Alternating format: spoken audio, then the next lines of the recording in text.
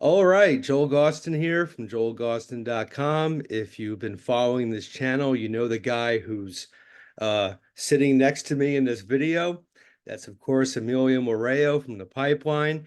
We are here for the third installment of our history on the club, the Great Pipeline in Newark, New Jersey. First of all, Emilio, always great seeing you, man. Thanks for coming back for a third round. I appreciate it. Thank you for having me, man. It's great to be back, and thank you for having these. Absolutely. And I figure for part three, we'll touch on a few things that we didn't get to in the previous two installments, and of course, talk about the future. And you're in your car, and there is a reason for that that we'll get to in a few minutes. But one thing I wanted to kind of start off with on my end is in part two, we talked about some of our friends and loved ones from the pipeline era who are no longer with us. I did want to add to that list because I didn't mention them last time and give props to the great Banner of Hope. Nice, man. And, It goes in and out of focus, but did come in focus at time. yeah, my filter sucks and it's annoying Yeah. me. But anyway, it's an old Banner of No, Hope. but it does come. Oh, there you go, right There there. you go. So rest in peace, Matt and Rich. Always remember Oh man, they those were guys. so good guys, man. Weren't they good guys? What man? Yeah, I don't even want to go there, man. I just want to remember people how they are. Yeah, how they Yeah. were. So I wanted to make sure their names were mentioned in this series. That was a good one, man. I'm glad you did say something because they were, I mean, really wonderful people, man. Real, and I'm not just saying that. I mean, if remembering them and remembering the shows and their attitude, you know what I mean? No bad bones in those kids, actually. No, No no, bad bones, man. no. Yeah, And Rich, the bass player, I mean, I jammed with him back in the day, and what a fabulous player and a super nice guy. They all were in that band. I hope the surviving members are out there doing well. It's been a long time since I've talked to John or anybody from that band. So if anyone with Banner of Hope is watching this, please reach out to me. My contact information through my website will be in the video description. I'd love to touch base and, maybe have you guys on the show sometime. So that's my PSA for Banner of Hope. But mhm. Emilio, brother, man, it's been a great response to this series. I really appreciate you doing it. I figure for this we'll get into, kind of where things are presently and looking forward, but I do know that you definitely had some bullet points and some people you I want to did. bring into the conversation. So I want to kind of hand the floor to you, Yeah. and kind of give the baton over to your side of things, and we'll start from there, man. Yeah, well, and we'll come back to that. But before I went over some of the things in my head, and I didn't want to forget them. One of them was, Paul Cavanaugh, which was a DJ, a hardcore DJ at FMU back in the early '80s. Which I even went to the station with my friends Irene and Frankie, and we went in a convertible, which was like a little a Spider Alfa Romeo. It was tiny, man, but it was you remember those times. But anyway, Paul is a DJ there, so I find out that his mom is my guidance counselor.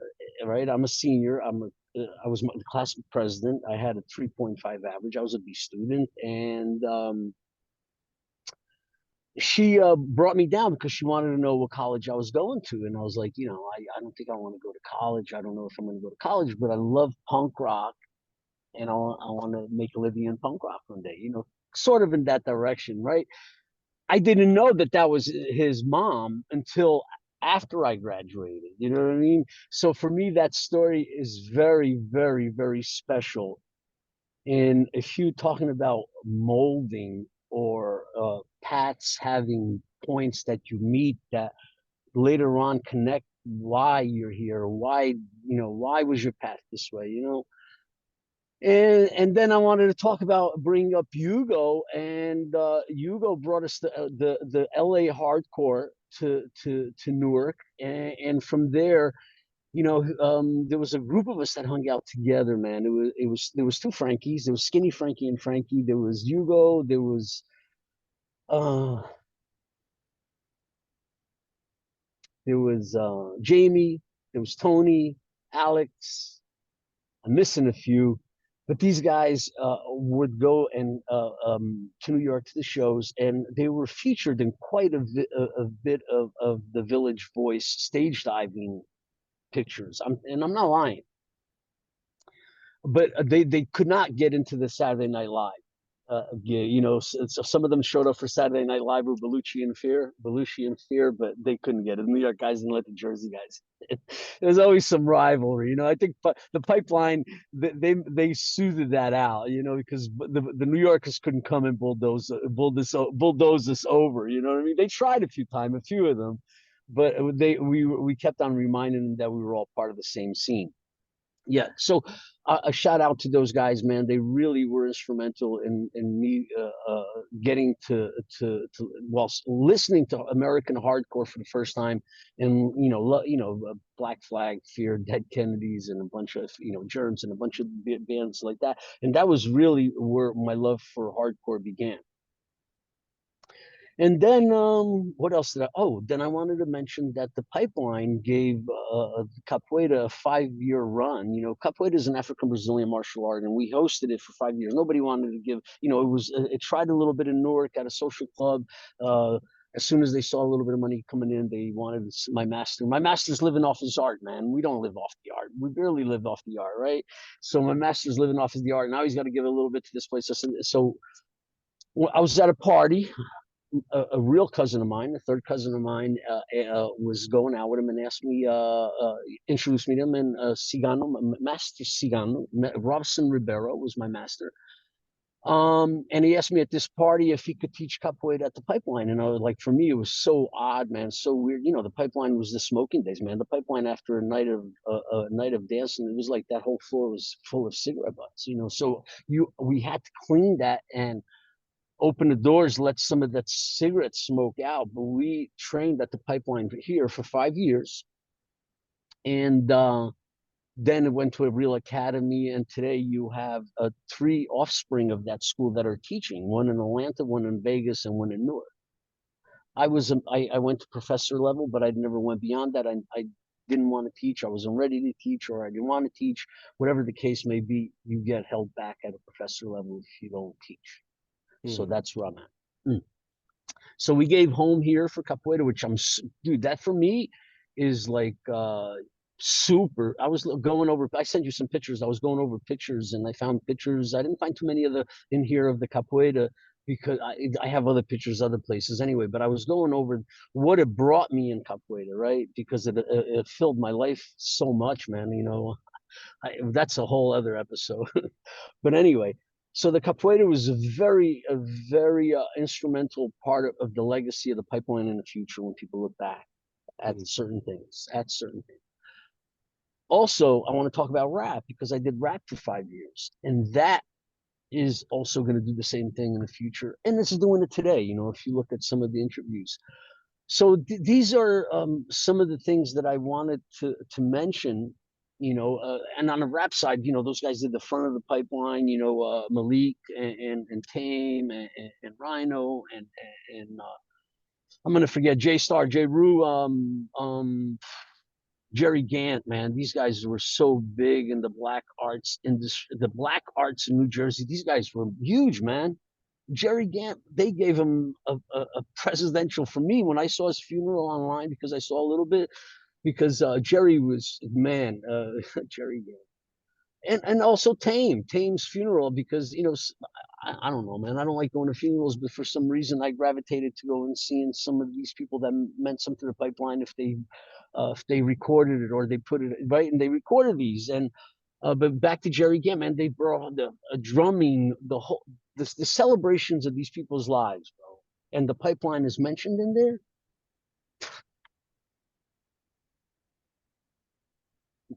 What else can you ask? Yeah, man. Yeah, man. People celebrate you when, come on. But anyway, I said my piece. Now you could ask me questions, and I'll try to stay on topic. I'm horrible.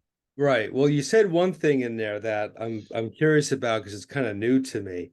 You Mm. mentioned Hugo and California coming out to the Pipeline.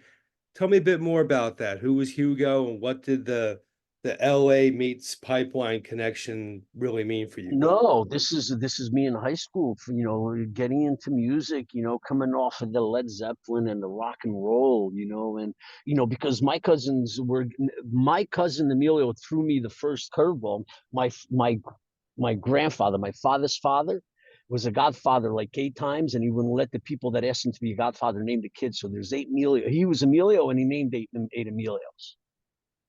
Like, this man was no joke, dude. I got to tell this story about him because it will keep this channel interesting. He was a farmer all his life, but he did go into the city to start a big business, a bakery. He had a big, I mean big, like mass produced for restaurants and stuff. Both of my grandparents, but I'm talking about this one. Both of my grandfathers, but this one, he was totally country. A little abusive to my dad, and my dad, I think, carried that to me as far as like punishment. Not abusive, like burning with cigarettes, sexual or anything stupid like that, but like punishment. Like, you fuck up, you're gonna get hit hard. You might get hit real hard. His father was that, like that. His father, a story that my father tells, his father broke a bicycle on him, and bicycles in the 40s were not easy to break. Right, right. Right. And I don't want to tell my dad's, on me, but my dad, he took it out on me once in a while, and you learn from, right. I never hit my kids, and one's 17, one's 12. But anyway, back to my grandpa, because the story is about him. He tried to start a town on his own with 2 other men, and my town is from 13 families. There was 120 people when I left. Today, there's less than 25. My town that grandfather started, there's nobody else living in it. I own property, and 2 other families own property, and then my sister and my cousins. No electricity until 1984 in the town I lived in, which was 120 people. They have electricity now. 1984, first time electricity. In this town, never electricity, but he bought a windmill and the water generator out of England, and he brought it to his property in 68, and he had 3 truck lights. He had 6 bedrooms with the doors opposite of each other, with 3 truck headlights hanging over each door, and he would use the batteries for light at nighttime and whatever. So I went to his house, collapsed. I got one of his quill pens, the pens you dip in paint, to write with. I went to get one of his, but to tell the story of this man, who he is and the strength he had. He had cows all his life when he had them, when he was at the farm, he had cows. Our cows worked for us. They toiled the fields, they dragged the fields, they carried wood, they did everything, and with carts and machinery, like, things you attach to, like the Amish shoes, right? That the ones that don't use mechanical shit. And he's training an old cow. This is, the point behind. There's going to be a point behind the story because it's about toughness, huh? And he's got an old cow teaching a young cow how to pull a cart. So like, that's the way they taught a new cow. You don't put 2 cows that never did it before together, right? You put 2 cows that did it all the time. You're not teaching the new cow. So you put a young cow with an older cow. Well, this young cow decided, you got to face straight, you got a thing around your neck, and you pull this wagon behind you. Well, this cow turned the body like this and the head like that, and going through a gully. And my grandfather went, punched it in the forehead, knocked it out, took the thing out of its neck, dropped the cow between the cart tires, so the tires, the wood wheels, so the wood wheels wouldn't break its legs, and so on. In the gully, I've seen the place. People talk about this in town, and that's not the only story he has. But I want to tell that one. Puts the thing around his neck with the other cow and pulls the cart into town. That's the blood I come from. That's the hardcore blood. But California and Hugo arrived into Newark totally, like, he used to grease his hair with car oil, so he had a particular smell to it. Not a lot, you know what I mean? But right, that's punk, right? So all of us is like, oh shit, kid, spiky hair. Either you shaved your head or you were spiky. So he had the spiky hair. Frankie Skinny was into rockabilly, so Frankie had a rockabilly haircut. Jamie and Tony were both skinheads. So was Alex. The other kid's name forgets it, and he'd be mad, man. The other guy, he was here a lot. These people were very instrumental at the beginning of the DJ Freaks. For Mhm. it to survive, these people really held it together. The crew from Newark helped DJ Freaks survive, right? Our Newark punk rock. And really, our transition to the outside world, I think, is when Iggy showed up with his wife from Two Tone and a bunch of people one day. I think that's when but and that was before I started doing bands. You know what I mean? So that must have been right as when I was the end of DJ Freaks and the beginning of the Pipeline. So yeah, I want to say that's more or less the accurate timeline. But these guys, they all weren't, some were into rockabilly, some were into punk, some were into ska. So we all make this, straight out of Pretty in Pink, man. Straight out of Pretty in Pink. And there was a lot of movies that came out of, like Repo Man came out at the time. I mean, we were living the life of what people were showing on TV, right at the time, like they were Quincy Jones, like the punk kids moshing, and kid stabbed another kid, So if you go look at all these scenes, the punk vision on TV was always like evil and aggressive and this and that, and then you had the movie like Pretty in Pink that kind of divided, put everybody in there. Oh, there's the punk kid, there's the hardcore kid, or there's the gothic kid, or you know what I mean. Uh, and but Hugo, man, I don't have much to say except you. I don't know his last name. I don't know where he is. I know he used to go to the Loop a lot. Well, before the Pipeline opened up, my partner Freddie, Frankie, another Frankie from that crew. There was three Franks: Frank Sanhudo, Frank Skinny, and my friend Frank that was my age. Frank Sanhudo was a DJ at the Loop, and I don't know. I don't think he ever DJed at Aldo's, but he was a DJ at the Loop. Freddie was a DJ at the Loop. My first partner at DJ Freaks, and Hugo, he used to work at the Loop, I believe, at one point also, and he was around. But I don't know once in a while, I call people, and I don't know, man. It's hard to keep up with everybody. There's a lot of people.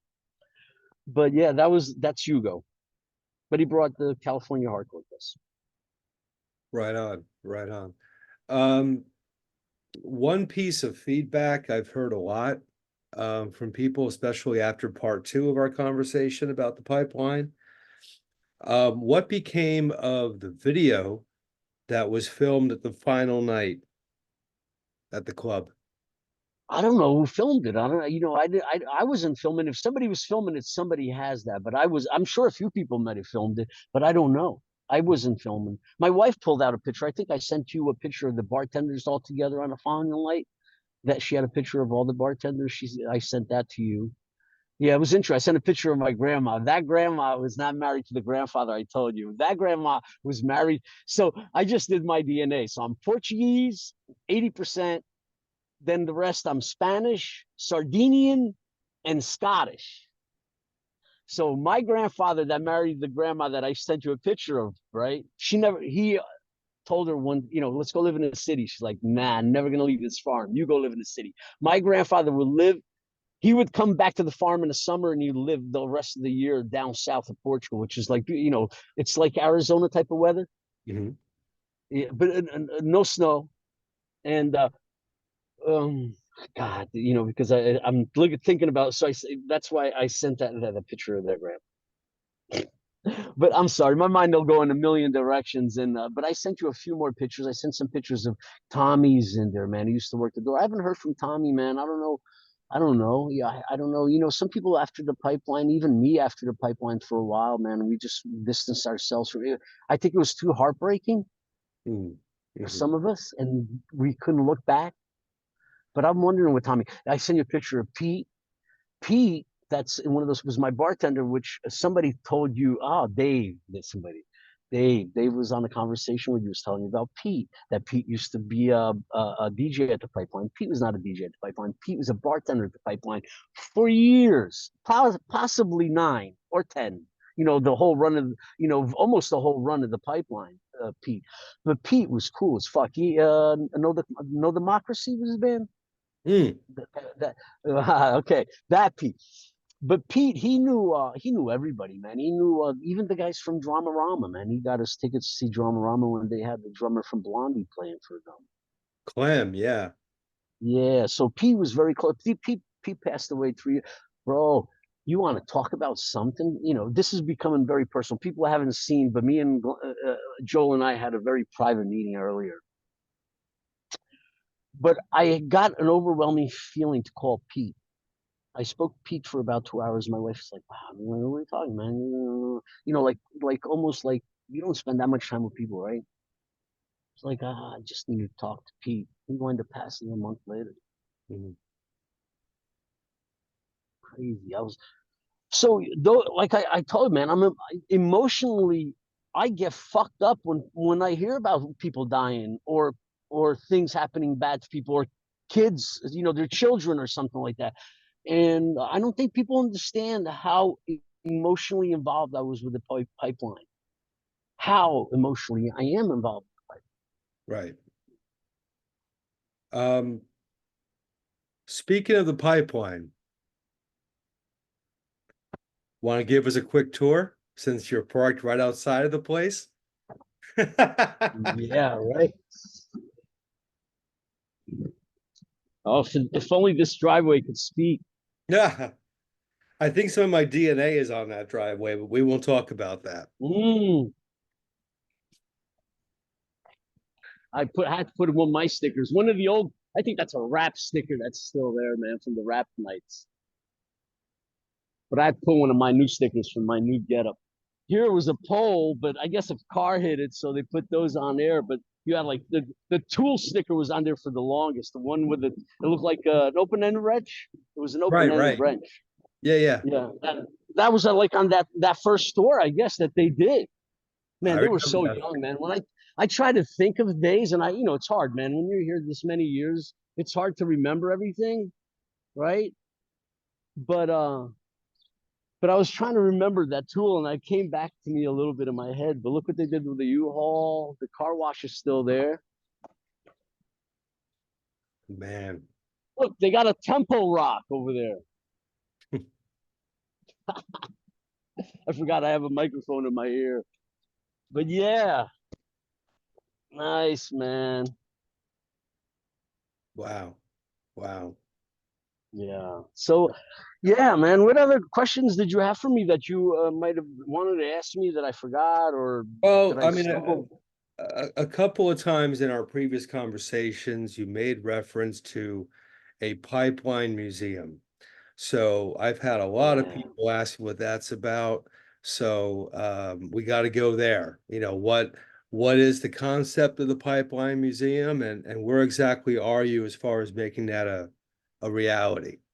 Okay.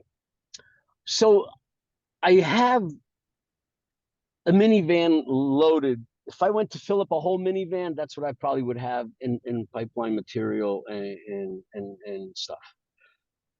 Uh, I I inherited a house from my parents in the south of Portugal in Algarve that I already it's a functioning place. My second floor will be occupied as of July 2nd for somebody for a year. What I mean by somebody is marketing director for an AI company. He's a digital nomad, so he rented my second floor. Um, Really interesting, great story of how that came about. But that finally gave me um, more of a direction because I've had a direction for the house, which is Blockchain House Portugal. Blockchain House Portugal is a Bitcoin citadel. It'll be a place where people come together that are in the Bitcoin in the BSV community. Everybody's welcome, but the BSV community, especially because I am working with the BSV community and I am working with BSV as a blockchain that could do what the house needs. So the house will be running ticketing. Ticketing is check in and check out if you're staying at the house. Our products will be on chain also. We will also have our invoicing also on chain. So the house is going to be super transparent. There is, there's nobody is going to be able to look at that business and that entity and say, hey, that guy is stealing or fooling or doing anything to the world. Everything is going to be super transparent. Obviously, I'm doing a pilot. This is a pilot. Uh, Everything is in motion. What the first floor has a commercial space it's licensed for a snack bar, and I want to do something in it, and I didn't know what for a long time, so I gonna turn it into a museum.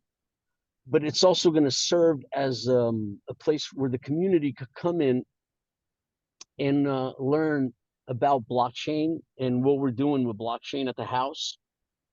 So if they want to implement some of the stuff that we're doing at the house, they could implement it also. The museum will also be running on BSV. If you buy a T-shirt, all the merchandise will be on chain. So one piece of merchandise is 01, 02, 03, 04, blah blah blah down the line, right?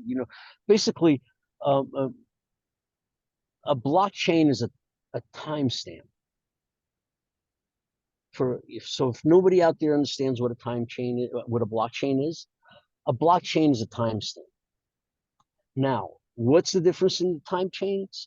I'm sorry, what's the difference in the blockchains that are existing out there? And there's thousands that were copied, right? The first one is Bitcoin, uh, because Bitcoin was stolen from Dr. Craig, right? And the world feels that they could take somebody's intellectual property and use it as they see fit. I'm sure you know about Bitcoin. You heard about Bitcoin. Everybody's heard about Bitcoin from now. Everybody has gone through the different phases of Bitcoin, right? So it went from everybody believing it was a Ponzi scheme, which I don't think that is anymore because the banks are involved. They created ETPs, right? So back to that. So Bitcoin being created as a timestamp. So Dr. Craig Wright, you know why that protocol was created? Before Bitcoin became Bitcoin, you know what that was gonna be the purpose of it? Mm-mm. Stop spam mail. Hmm. It was a way for stop spam mail, and Bitcoin is what you got out of it today. How do you like that? That's a little history in it. But anyway, so the house, the commercial space, it'll probably be called the Pipeline Museum Snack Bar, right? If you build it, they'll come, right? There is that part of it. If you build it, it'll come. I think we're going to offer some incentives if you come to visit the museum and you want to stay there because it's a rental property, So and there's availability for you to stay. You could stay there, but at the same time, I am going to find some of the local businesses that have places to rent so they can work with me. You know what I mean? So there is going to, there is the community that the pipeline community sense we had here. This is going to translate into this new project that I have, which is Blockchain House Portugal, which is going to house the museum for the pipeline underneath. And basically, it's T-shirts, drumsticks, stickers, tickets that didn't sell from bands, promotional materials from bands, like the one I posted recently of the Thrill Kill Cult, the recording that they did the live recording in 1989 at the Pipeline, Mm-hmm. right? Which for me, I still can't believe that Frank, I don't, I think Tom gave me that before he left the band.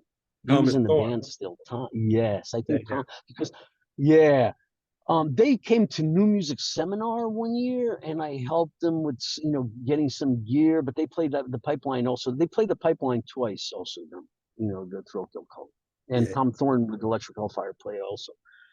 But so I'm gonna have different things. We're gonna have some screens with the videos, lots of videos from the Pipeline, right? Just have the videos rolling. You could have a coffee or a freshly squeezed orange juice or one of the famous Portuguese pastel nata, right? So, but the interesting part about where it is that a lot of punk rockers from all over Europe run through there because there's a lot of campgrounds and it's cheap to stay and it's beautiful weather. So I always catch punk rockers walking, always, you Mm. know.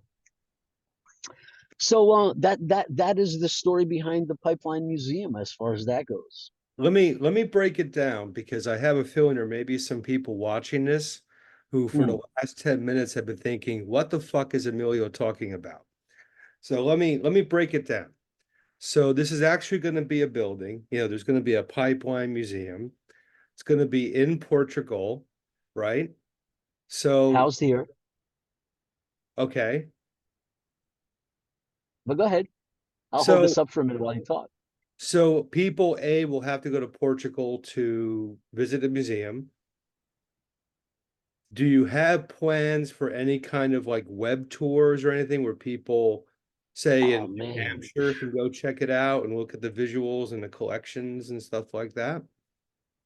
it's funny you say that. You know, with the Web3 space, I've been in Web3 space now for 7 years now, and I've been in the Web5 space for, I want to say, last 6 months, because for me it evolved to a Web5. But anyway, the Web3 space is a space that you have the augmented reality meeting this, right? So I have a lot of pipeline pictures and stuff like that. So I'm sure you heard of metaverses Mhm. now also. So I have some land in some metaverses, and I have friends that have land in metaverses. I've spoken to a friend of mine that has land in voxels. Voxels has a special place for me, and the reason I mention it is because of Vesa. And Vesa has his art display there, and what he created the pyramid. And Luke, he's a big admirer of Egypt and what goes on in Egypt. So he made the pyramid of Giza and Luxor are his land, and that's where you see his art, right? But I had spoken to him. This is 3 years ago, 4 years ago, because I want to do a pipeline metaverse. I want the pipeline in the metaverse, and I have enough pictures of the pipeline for me to create a metaverse where you put those goggles on and you're like, oh shit, I feel like I'm at the pipeline. This is very possible, right? For me to make you feel like you're at the pipeline. Then I could just put any music playing in the background, and Right, I could even put a video where you hit play in my metaverse, and in that video I could put the Nine Inch Nails live shows, whatever, right? right, Because right, that right. and I can send you links so you could experience that on your. I'm going to send you some links so you could experience this, so you know what's going on in this world.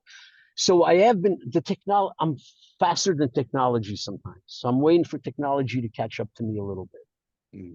In this case, I think the technology is there now. It's a matter of putting effort and money into it. And we also have another problem. We have a lack of developers. We have a lack of people that let me park properly. We have a lack of people that know how to develop in the blockchain world. So really, that's our issue right now is uh, is finding more people that could help us in that. Never mind, people. My flex pipe went, and that's what you're hearing. It only happened 2 days ago. I wouldn't want to keep my neighbors up,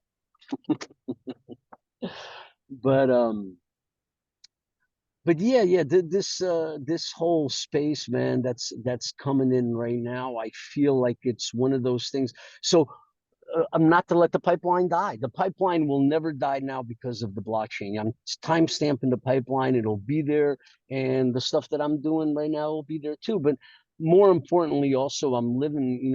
I do a lot of what I do for my children and the benefit of my children in the future. I have 2 kids, so I live for my kids right now.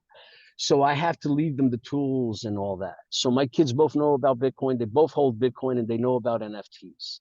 And people could say anything they want to say. People could do whatever they want to do in life, right? But I know what I know, right? I know what I'm seeing.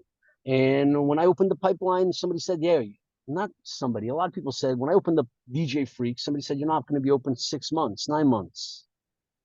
I was there 14 years. So you, not that I create something, but I know how to believe in something that somebody creates and how powerful it is. Well, let me ask And you this, and go let ahead. me ask you this. Um, Everything you're describing, I mean, a lot of this stuff, admittedly, is out of my initial wheelhouse, my immediate wheelhouse. The blockchain thing, all that is kind of foreign to me. I'm aware of it. I haven't, dove into it. So Time stamping. Just remember time stamping. You're time what you're stamping something. what you're saying, it makes absolute sense for someone like yourself who does have that entrepreneurial spirit to kind of bring the pipeline into this sort of environment. How were you first introduced to this whole wave, this Bitcoin Man, blockchain wave? right. So the first time I heard about Bitcoin, and it's funny because that has a lot of meaning in it for me in this world, was in Wired magazine. Hmm. It was a write up, and then I saw it again, believe it or not, in a Popular Mechanic magazine, and then the third time I was in an elevator with colleagues of mine, and we were talking about Bitcoin at $300. Right? You know, Bitcoin was initially $0. You had a computer at home, you mined it with your regular computer, and you could mine Bitcoin, right? So Bitcoin in its protocol, part of the protocol is the difficulty in mining it, and the difficulty in mining it creates its uniqueness, its immutability. Can't reproduce it. It's the most secure thing in the world. So finding out about more about Bitcoin, I was seeing Randy's posts, Randy Schwartz. I was seeing his posts, and I called him up one day. I was like, "Hey, Randy, I want to invest in Bitcoin." And sometime later, we met at a friend of mine's restaurant, Terminal One, and we started doing. We started a club called the Garden State Crypto Club, and we started inviting people that were somebody in the industry to these meetings. I filmed all these. I have these meetings. I have these get-togethers. And we had everybody from Miss Teen Crypto, which is not Miss Teen Crypto anymore. She just turned 20, I believe. Starting her career, first event was at our place where she goes, "I think I could do this." And now she's on Bloomberg in the morning talking to the Bloomberg financial people, right? So it's real powerful shit here, man. And then we had some guy from Austria that claimed to be Satoshi Nakamoto. And 3 years later, he's being arrested for scamming old ladies out of money and old men and anybody that can scam money out of, right? Uh, in this process of learning about Bitcoin through Randy, he told me, look, buy $100 and find out. So for me to buy $100 was very difficult. So this is about 5 years ago. So my friend had the restaurant, and I said, "Yo, can we put a Bitcoin ATM in here?" So I put number 700 and something Bitcoin in America that was put in an actual location was put there by me, by my efforts. So I did a whole. I bought Bitcoin at $4,500, and I've bought Bitcoin at $65,000. So I've bought Bitcoin anywhere in between there. I buy Bitcoin and sell Bitcoin. Depend, you know what I mean? And I buy it and sell it different. I have Bitcoin as a reserve for retirement of my kids, and I have Bitcoin that I play around with. Right. And what I mean by playing around with is, and I don't mind sharing this with you and your people, is like, look, right now the financial institutions are having a game with Bitcoin. Right. So they're playing around with 10,000. It'll go to 60, back to 50, 60, back down to 50, then they'll go to 70, back to 60, then they'll go with 80, back to 70. So if you got $1,000, you buy $1,000, sell it at 70, buy back at 60, sell it at 80, buy back at 70. Do that with $1,000. And now you're doing something that since I told you I was part of Randy brought me into a special group of people where we did a party at the Versace mansion in 2019. And we had some very illustrious guests, including a man that ran for president of the United States, Brock Pierce. He was in the Mighty Ducks and the President's Men with Sid, what's the name of the rapper? Sinbad. Brock, at that party, said something that moved me a lot. He said, "Hey, listen, man, you all got me. There's things that move me in this space a lot, and I got to share them with you because it's important. This is important in the pipeline. This is pipeline, man. This is me going up on stage and stopping a fight in a different sense." And Brock goes up there. He goes, "Hey, everybody, thanks for being here, and thank you for having me here. And I know you're celebrating me being the first crypto billionaire, but I want to leave you with something today. It's not about making $1 billion. It's about helping 1 billion people." not about making $1 billion. It's about helping 1 billion people. So I was like, okay. So I went back home and I tagged him, and we're friends on Twitter. He asked me to help him with his campaign when he ran for president as an independent in the last run. I said, no, I won't do that, but I'll push you online. On my social spaces, I'll push you without a doubt. And I also got to get closer and meet our friend Nick Spanos. And Nick Spanos is a story, man. You know what I mean? Nick is from New York, used to manage, ready for this, used to manage Webster Hall. Mhm. So me and Nick, I got close to Nick, and I called Nick. He takes my calls. And Nick opened up a crypto place that you could buy and sell crypto right in front of Wall Street about 9 years ago. And that, I'm not going to let you do that, man. You can't flip a financial system that easy, right? So he's worked with presidential candidates, Ron and Rand Paul, on their campaigns. Uh, he's a force. Nick is a force, dude. Nick is a force, and he'll be the first one to tell you, look, we're in a financial revolution. Either you participate in it or they'll make you participate in it. So participate in it on your will, with your laws, your rules. Mm. And I met a few other people also that were, that are trying to do something that's spectacular, dude. And it's because I want to stay on this for a second because it's where I'm at now. Um, they're trying to start a world basic income for people, right? These are people in this space, this blockchain space. The blockchain space is a $2.7 trillion space, dude, at the moment. It's only 14 years old and it came out of $0. And it's worth 2.7 trillion today. You can't shut that down. Mm. That's countries put together, a lot of countries, not Right. America. That's a lot of countries put together. So in this space with these brilliant people, to my last person I'm going to be speaking about. So we threw a party 2 years ago at the Harvard Club in New York. You know, the Harvard Club, where everybody goes to Ivy League. Well, they have a nice club in New York, and we found a way to throw a party. We found a friend of ours a member, so being a member, you could do events in there.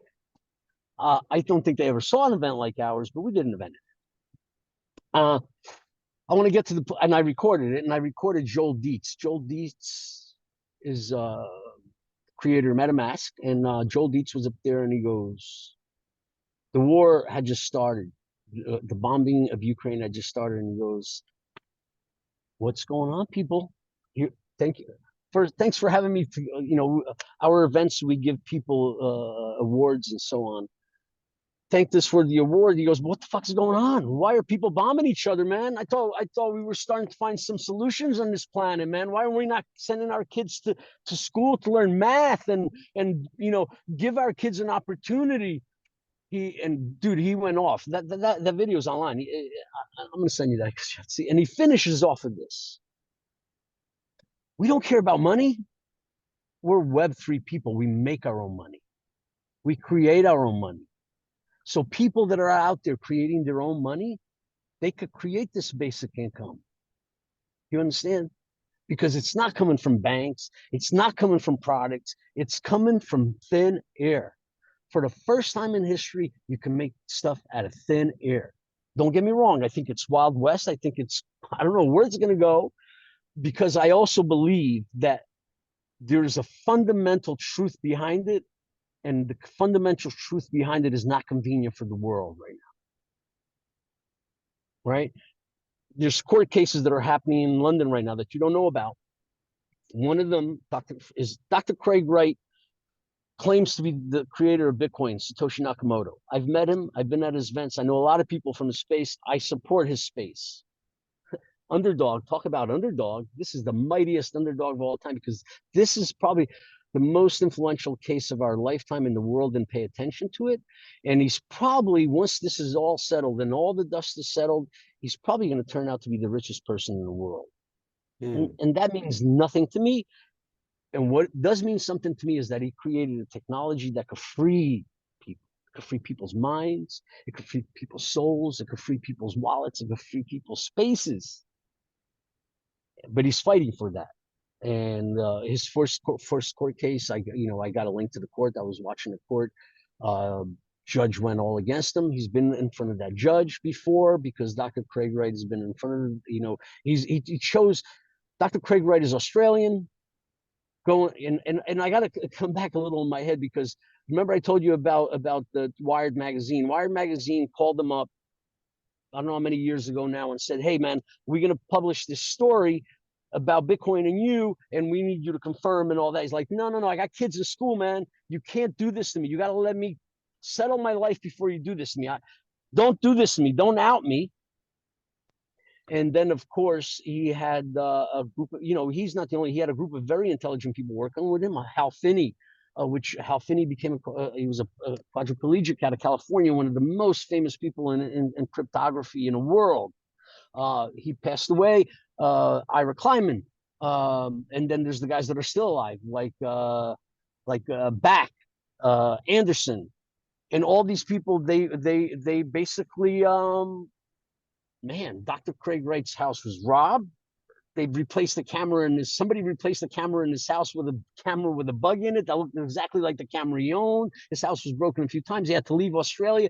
He went to hiding for years in Antigua, and then he came back to England so he could go in front of the court of law for all the world. All of the law of all English speaking world goes back to Oxford and England and all that, right? All Harvard, all of them go back. All the laws will go back to England. So he chose England as his fighting ground. Guy's a smart guy, man. He has, I don't know, many over 20 doctorates, over 1,000 patents. Not stupid. He's not a stupid guy. He's not like a guy just claiming to be somebody. You know what I mean? But they're doing what they did with punk rock, man. He's an underdog. You know what I mean? And I'm behind him. I've met him. I've met his persona. I've exchanged words with him, and now he's in the court. He's got a few more trials going on. The one that's happening right now is a class action lawsuit by everybody that holds that token, the BSV coin, right? All the major exchanges delisted BSV because Dr. Craig Wright claims to be Satoshi. So they all went against him, delisted his coin. And now all these people did a class action lawsuit to get their money back because a lot of these exchanges, they just keep your money. They'll send you an email, right? They didn't even send it an email. I think they did on social media. They'll go on Twitter and Facebook, say, "Hey, man, we're going to shut down our exchange. Get your money out or else you're out of it." And they did that to a lot of people. So this class action lawsuit that's happening, I think, is going to be the most important part of it all because it involves something totally different. It's not just somebody claiming to be somebody. It's somebody having a product and that product was taken. And there's a lot of stuff that goes behind it. A lot of history, man. There was a lot of history, man. I watched that court and I couldn't believe the things that I've learned. But did we spend a little bit of time on this and what does this have to do with the pipeline if somebody's catching up? Basically it's you know, I've posted recently missing foundation logo, Yeah, yeah, right? yeah. So for me, Bitcoin has taken the foundation out of the old schoolers, man. Given, the Rothschilds, the Rockefellers, all that, man. Come on, man. Find a better way to make it more inclusive for everybody to live better, no matter where they're in the world, man. If somebody's got to walk if a woman's in Africa has got to walk 7 miles to get water for her whole family, and she's part of that basic income of getting $10, she deserves that $10 because I'm sure we're getting some kind of mineral from wherever she's from. Mhm. That we benefit from, right? Because in the end, we benefit from a lot of minerals from a lot of these places where people are fucking eating dirt. Meanwhile, we have electric cars. We have electricity on in a second. We really don't have to sweat much to make our dollars. And I just, I would like to see a more inclusive planet, man. People throw at me, Emilio, what are you, a communist? What are you, a capitalist? What are you, right? People want to know, what are you? And I tell everybody, I'm a little bit of all of it. I am a little bit of all of those isms, man. Mhm. Because if I am just one, I'm excluding a whole bunch of people. I'm just as good as a fence. But go ahead. Well, what you're doing and what you've been talking about for the past several minutes makes sense to me in a sense that, the pipeline that was ended in the late 90s, where do things go from here? What you've described to me is an evolution of that philosophy that launched the pipeline. It's like the old punk rock days. Okay, where do we go from here? Where does it go from here? I'm seeing a lot of punk rockers my age and older now involved in human services or education or something like that. It's like, let's take the values that we learned from those earlier times and use them to build the future. So while some of the terminology, frankly, is kind of going over my head a little bit, I understand exactly what you're doing in this space because it's absolutely the pipeline. It's the pipeline in Really is, man. 2024. That comes through, Yeah, correct? it is, man. It is, and I'll tell you, there's something there for the artists. You know that, right? In the blockchain, Mm, for the first time, you don't need anybody to publish your stuff. The minute you put on a blockchain, it's published, dude. You're time stamping something that's yours that nobody could ever take away, and you could prove it. And they're doing that. I have one of the first videos that was an NFT. One of the first video made by this band called M Blue. But also we have the punk rockers. They came into the space. You know who the first band that come into the space? Weezer. mm, mm. Weezer, Marshmello. He came into the space right away. There was a few. Akon came into the space right away. It was, and like anything box. Okay, so now the pipeline. We're gonna go into the pipeline. So yes, dingbats. We're gonna have anything box playing dingbats, and I'm excited about anything box because I called Claude, years ago and said, "Yo, Claude, you got to get into the NFT space," and he did. He went right away into the NFT space. So I have anything box NFTs that he created because he's a multidisciplinary artist, right? He doesn't just do music, but his last record comes with an NFT. His last CD comes with an NFT. His last record comes with an NFT. He's got a book that's got an NFT and everything like that. So you have artists out there that are transcending into this new world, and I understand it. And I came from the pipeline, and I understand how to help people if they want to do that. You know, So we should mention Anything Box. That anything was box. that was a band you mentioned in part one of this series, a very early pipeline band, did have success, particularly overseas. Anything Box is performing at Dingbats on, I believe it's Saturday, November 2nd, November, yes. November 2nd. November And correct me if I'm wrong, Emilio, but isn't this and there's some other stuff going on at Dingbats that evening as well. Isn't this being billed as kind of a pipeline reunion of that era? Oh, right. So Claude and I are very good friends, and Mike also. He was a member of the band, and Mike called me up, and I support the band. I support Claude, buying his NFTs, and I just don't. I'm not one of those people that call you up, let me in your show for free. When I go to these shows, I'm paying. Right. When the artist drops something, I'm paying. And very few times I've called. That day when I got into Nine Inch Nails in Newark, that was a whole different other story. You know what I mean? And it happens once in a while, but not often. And if it happens once in a while, it's for different reasons, not because I'm trying to get in for free. Pay my way, always paid my way. Um, so yeah, Anything Box, man, was a band that became a Billboard 100 artist and went through the fucking bullshit like most bands on the underground did, man. An artist, the label's trying to mold you, but you don't need to be molded. You don't need to be produced. You are produced. You produce yourself. The labels can't understand that, didn't understand that, so he sat on the contract for years, but he's still putting out shit, putting out great stuff still, and he does a weekly live video podcast on Fridays. Hmm. I don't know if you haven't caught it, you got to catch it because he does something very unique, very interesting with his fans, with himself, the way he sings live. He plays live stuff from different shows, and he shares ideas of the Web3 space with people, which I really really enjoy a lot about. Interesting. So that's another connection from the past, working in the present. Yeah, yeah, and I'm glad we talked about this because now I gotta turn you on into the big. You own any Bitcoin yet? No, no, no. Great. I'm going to be the first person to give you Bitcoin because this is how most of us got introduced by giving, somebody gave it to us and people still give it to us, believe it or not. I get free Bitcoin every day. I do these procedures. I own Metaverse. People pay to go to my lands. Let's not even go there for a minute. We'll do that another show.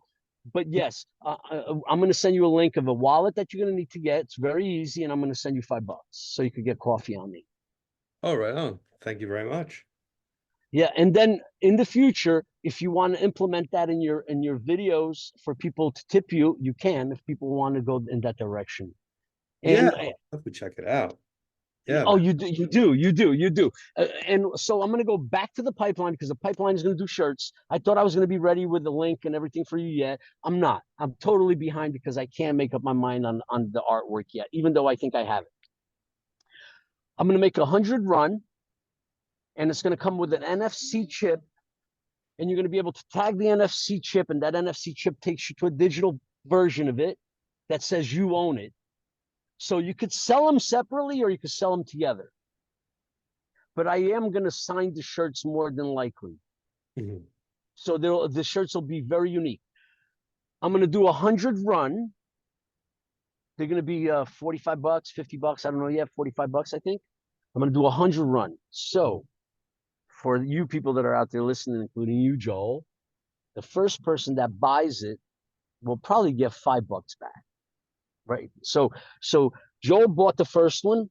The second person buys one. Joel gets $5 back from that person that bought it. The third person that bought one, Joel gets $1.60. The fourth person, he gets $1.20, and it'll go down to 100. I'm just giving you a number. That's not the correct number. It's all the algorithm, the equation.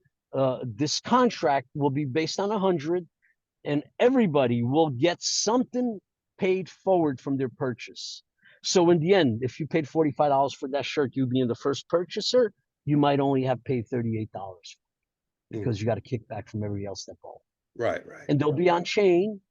And somehow in the future, if somebody sells that NFT will give a reimbursement. Not the shirt itself, but the NFT. Hmm. So we're in this new world where you could assign contracts to this digital money, where you could have like in this case that I'm sharing with you, it's a pay forward scheme or a points like a cashback, but it's a permanent cashback for the purchase of the product. It's not like a one-time cashback. So these are things that you could implement on a blockchain that brings more value to your product. Just like Blockchain House Portugal will have that. I'm going to do a year. There's 12 bedrooms in a house, except for the one that's right now. I have somebody there for a whole year. He doesn't count. Once the house is finished, my ticketing for my house is going to be based on something. So the first person that stays on my house will always get a residual from people that stay at my house. So after 5 years, if I do it like 5 years, I don't know what I'm going to do yet. But after 5 years, if you paid $80 to stay in my house, you might get your $80 Hmm. back. So these are just implementations of the blockchain space that we're all using to make free money. And to think this all started with you getting the keys to DJ Freaks in the pouring rain one night in Newark. Boom! Car crashing through the fences. I'm like, oh, a bucket to mop the floor as soon as I got inside and all. No, dude, I wouldn't trade it for the world. I wouldn't trade you right now. Offer me $5 million to trade for it. No way, dude. No way. I wouldn't take five. I wouldn't take 10. From my experiences, and especially when I start thinking back at the moments, like on the overall, oh, $5 million, $10 million, you're not going to take it. Maybe in that momentarily thought, but when I start thinking back about the moments, oh, I got to give up that moment. Nah, I got to give up that moment. Nah, I got to give up Capoeira being born here in Jersey. I got to give up this special place where people fucking.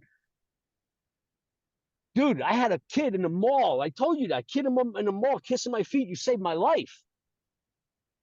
You can't buy that. Yeah. There's and today the memories, the people, you've seen some of the posts, these that we're doing here, what people are saying when I post a picture, or I just changed my profile picture to the new, Malik Griffith, which is part of the Boom Squad, which used to host the nights here, Boom Squad nights here, the rap nights. He's the one that he went to school. He graduated college. He went back to school to graduate to become a professional CGI computer graphic artist. So he I called him back a couple of months ago, told him about my idea and a few other things, and he came back with that. He goes, Emil, I spent a lot of time on it. He's not been feeling well. Malik, I hope you're feeling well out there, man. I know you're going through some hard health, but bro, hang in there and hang in there, man.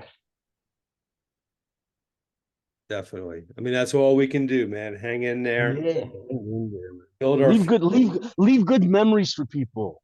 yeah, Leave positive memories. Leave people, leave a sense of value to people. Man, if that's the greatest thing that I ever got in my life, was to give people a sense of value. And that's what this place did, man. This place gave you a sense of value from a place you came from if they gave you no value. That was fucking magic, man. If you go somewhere and everybody out there stealing your value, and this place is making you valuable. yeah. That's a great way to put it. That really is. You But know, yeah, man, I'm glad that I gave us value. I'm glad that I'm still giving us value. I'm glad that you're doing these and keep on doing them. Find those guys, find those bands, man. Keep doing it. And it's for your kids, for their kids when they say, hey, that was my grandpa, that was my dad, he was part of something that, you know, he helped he helped create a little bit of the tube for a better vision. He allowed people to see a little bit better, you know.